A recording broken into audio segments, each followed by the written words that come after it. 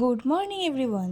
আজকে সকালবেলা উঠে পড়েছে ঘুম থেকে, কারণ আজকে বিশ্বকর্মা পুজো, তাই আর আমাদের বাড়ি আজকে পুজো হবে। তো চলো দেখে নিই সারাদিন আমি কী কাজ করি। আর ঘরে একটা পুজো হলেও তো অনেক কাজ পড়েই থাকে, তাই না? তো সবার প্রথমে আমি ঘুম থেকে উঠে বিছনাটাকে গুছিয়ে নিয়েছি। বিছনা গোছানোর পরে দেখো ওয়েদারটা কি ভালো লাগছে না, কদিন যা বৃষ্টিতে যা চারিদিকে জল জমে অবস্থা।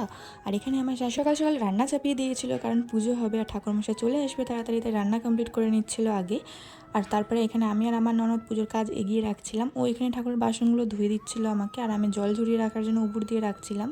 তারপর হয়ে গেছে, তারপর এসে দেখি ওর বাবার যন্ত্রপাতি এগুলো সব ধুয়ে দিচ্ছিল। আমি সব কাজ কমপ্লিট করে স্নান করে চলে এসেছি পুজোর কাজে হাত দেবো বলে। এবার স্নান তো কমপ্লিট হয়ে গেছে, তার আগে আমি সবার প্রথমে আমাদের বাড়ির পুজোটা দিয়ে দিলাম। আর এটা আমার দেখা হচ্ছে এ বাড়িতে প্রথম পুজো। আগে সেরকম ভালো করে হয়নি, মানে আমার শাশুড়ি ঘরে একটু বিশ্বকর্মা পুজো দিন একটু নিজে পুজো দিয়ে নিত। এবার এই ঠাকুরমশাই ডেকে ঠাকুর কিনে এনে পুজো করা হচ্ছে, তাই সেই ক্ষেত্রে দেখতে গেলে প্রথমবারই পুজো এটা আমার।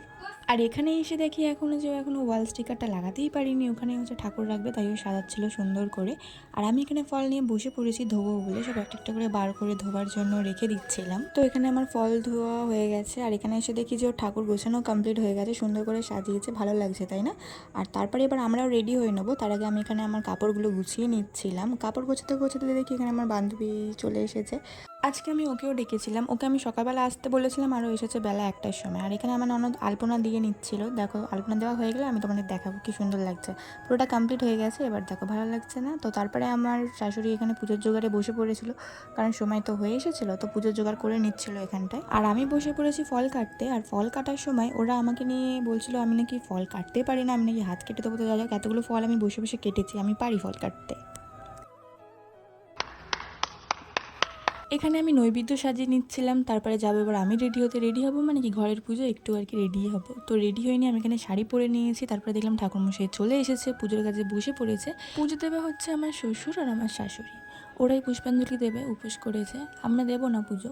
আর পুজো দেওয়ার সময় সব থেকে সুন্দর জিনিস আমার এই আরতি দেখাটা লাগে। আরতি যখন করে না খুব ভালো লাগে। ওখানে পুজো হচ্ছিল আর এখানে বসে বসে আমরা পুজো দেখছিলাম, ধর ফটো গল্প করছিলাম, এইসবই করছিলাম।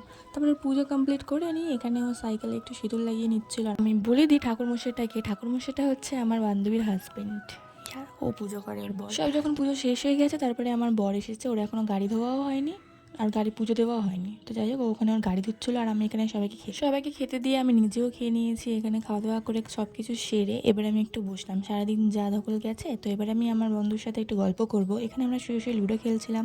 তারপরে ঠাকুরমশাই মানে ওর হাজবেন্ড এসে ওকে বাড়ি নিয়ে চলে যায়। তো এই ভিডিওটা ভালো লাগে লাইক কমেন্ট এবং সাবস্ক্রাইব করে দিও। নেক্সট ভিডিও দেখতে থাকো, বাই।